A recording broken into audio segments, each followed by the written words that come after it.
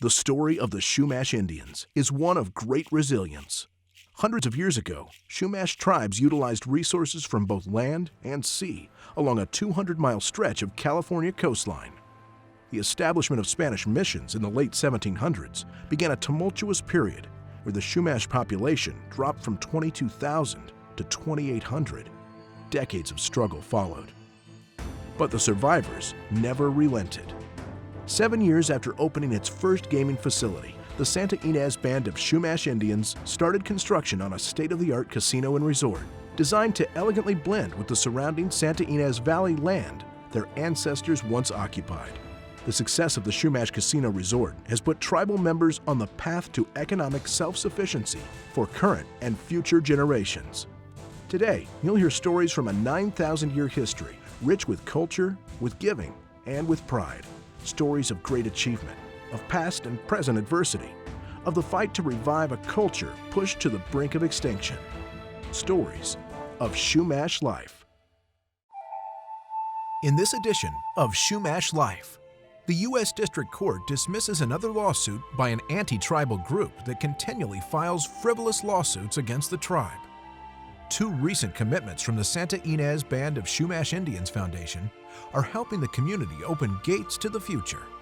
The Santa Ynez Band of Chumash Indians recently hired a new chief executive officer to help usher the tribe into a new era.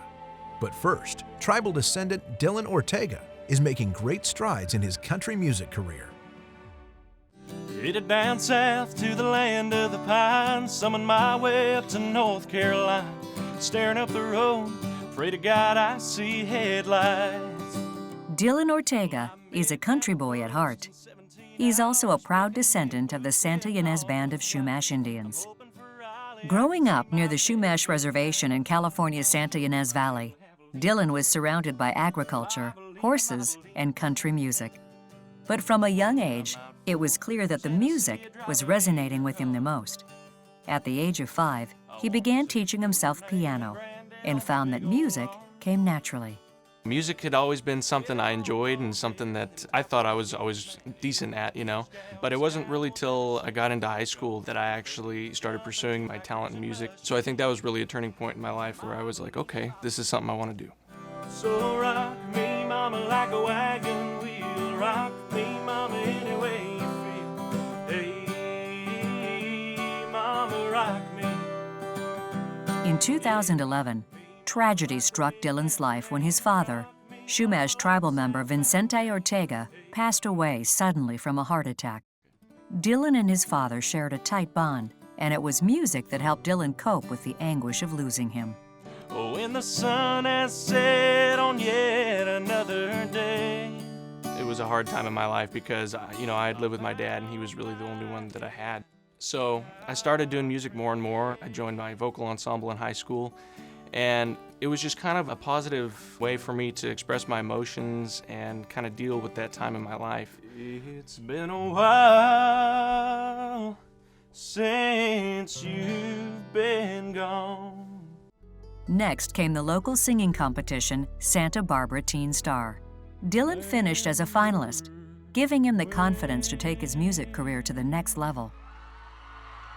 I decided to get a band started, and now we have a 6-piece country band that's on the road quite a bit and doing a lot of shows, and we've been pretty successful with that. Keep that energy. Although he was a baritone in the vocal jazz ensemble in high school, he continued to stay close to his country roots. What keeps drawing me back to country music is just it tells a great story and it hits you in the heart, and that's what I love about it. Just being able to sing a country song and look into the eyes in the audience and connect with them through that song. Dylan credits his father and his Chumash ancestry for his venture into the music world. My Chumash roots definitely have pushed me in music quite a bit. Just the support that I have from all my family and friends down on the res. I couldn't do a lot of what I do without all them. Like many Native American descendants of Dylan's generation, he encounters bigotry and misconceptions on a regular basis. I'm fairly a light complexion, and not a lot of people know that I'm a Chumash descendant, And I would always hear in school just the kids talking about those Chumash, blah, blah, blah, blah, blah, and just, hateful words. And it hit home, because I'm a Chumash member and, I'm proud to be. I see nothing but good things coming from the Chumash and what we're doing, and there's a lot of things that other people don't realize, you know.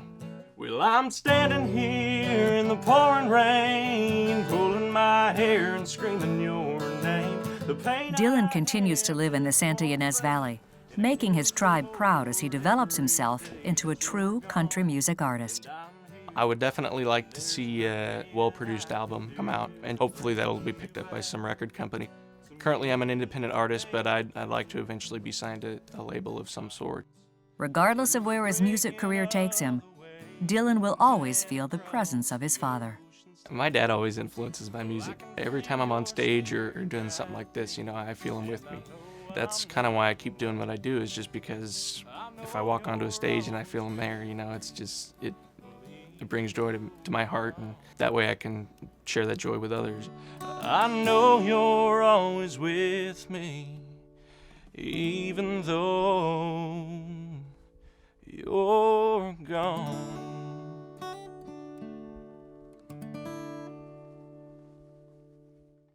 Learn more about Dylan's music at dylanortegamusic.com or the Dylan Ortega Band Facebook page.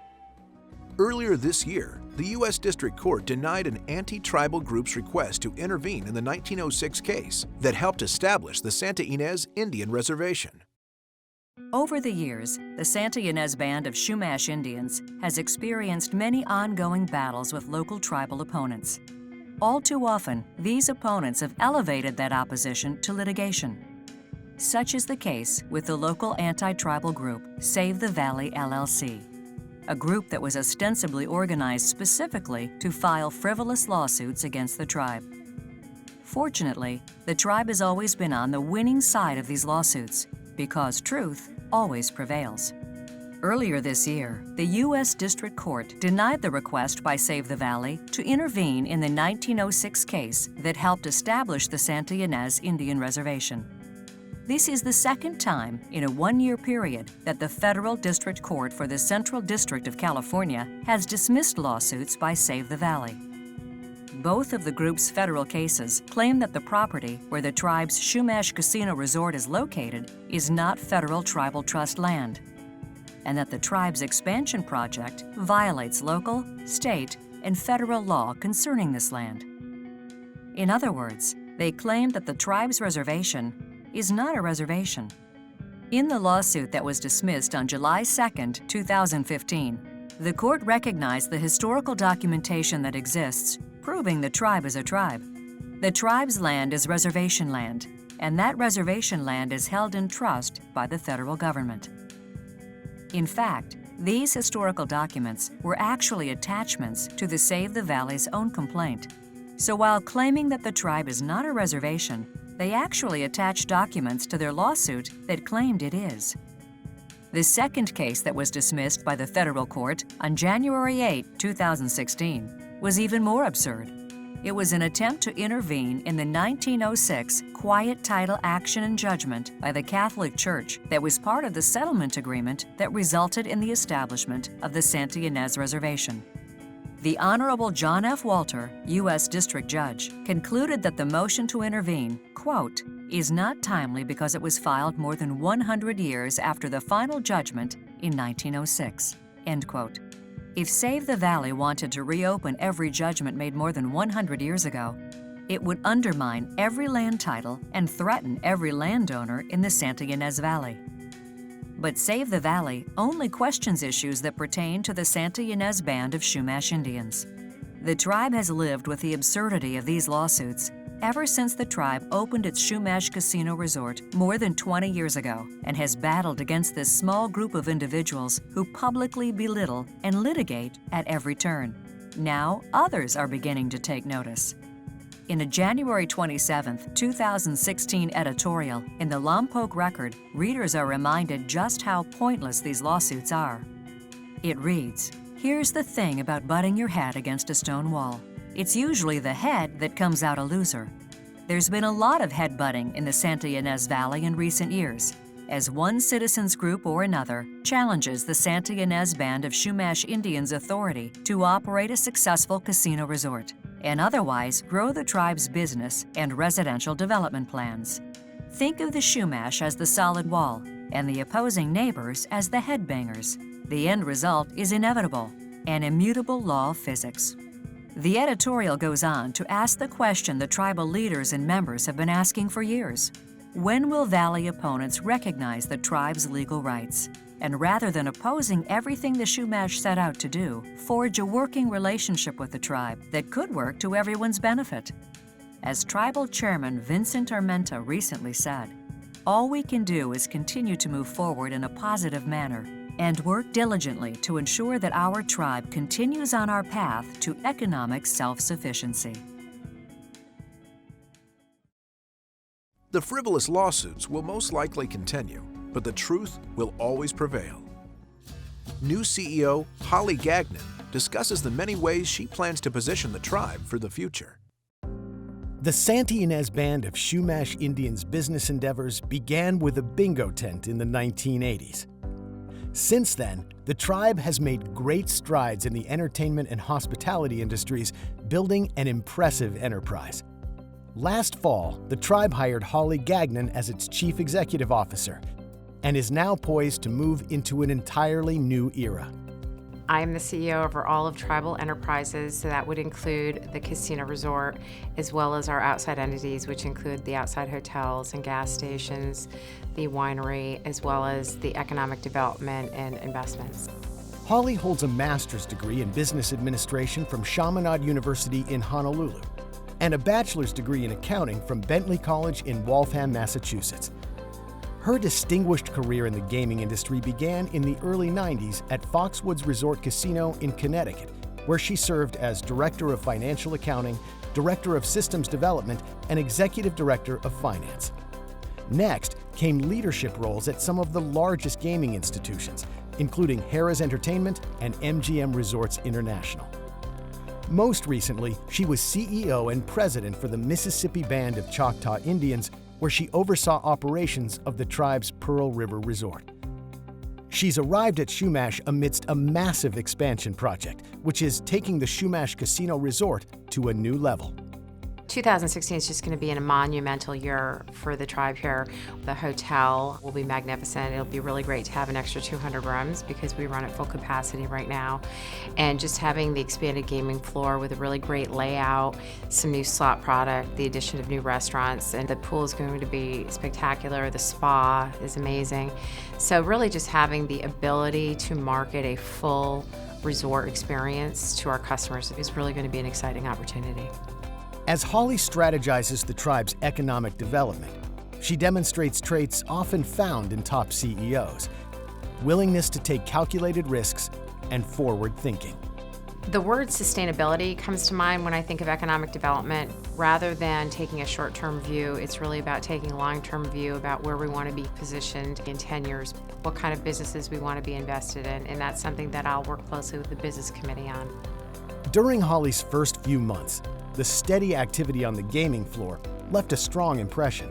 I have been surprised at how robust our business has been, even with construction, and that is a great sign. It means that there's a lot of customer loyalty, and the team here should be very proud of what they've created.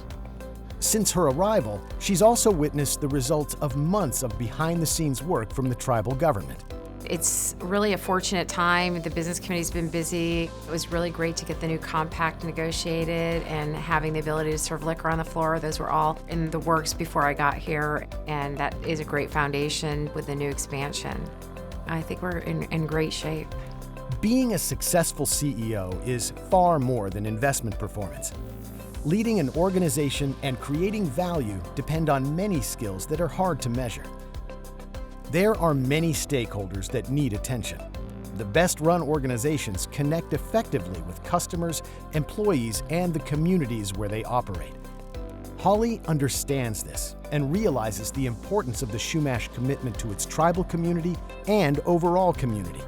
One of the really great benefits of working in gaming and working for a Native American tribe is that you can actually see what you're doing make a difference. And whether it's to expand the culture or whether it's to help with economic development, I think being able to see the money that you make in an organization used for the betterment of something is really powerful. Strategic yet tactical, decisive yet inclusive. Holly Gagnon is a CEO whose vision will have a powerful impact on the Santa Ynez Band of Chumash Indians. This power CEO is sure to take the tribe to new levels. In a recurring segment featuring the Santa Ynez Chumash Indians Foundation, we take a look at the foundation's donation to 2 local libraries. In today's digital age, will libraries become a relic of the past? Hardly. According to a 2013 Pew poll, 90% in the U.S. said that their community would be negatively affected if their local library closed. But libraries will only survive if the communities they serve want them to.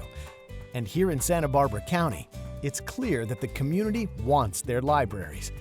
The Santa Ynez Band of Chumash Indians Foundation recently donated to 2 local libraries. The tribe wanted to help fund the Los Alamos Library and the Santa Barbara Children's Library because they serve a diverse population, and they also were supported by the community, which is important to the tribe. The foundation's donations supported different aspects of the 2 facilities. The grants provided to the Los Alamos Library will help fund their Bring Back Our Library campaign. The library in Los Alamos was shut down in 1988 due to budget cutbacks. The funds helped restore the old library building so that they could bring the building up to code and reopen the library. Santa Barbara has a great library, but the space dedicated to children was very small. The funds that were provided to the library helped expand the children's library to the whole first floor of the building, which provides more space, more books, and more programming for children and their families.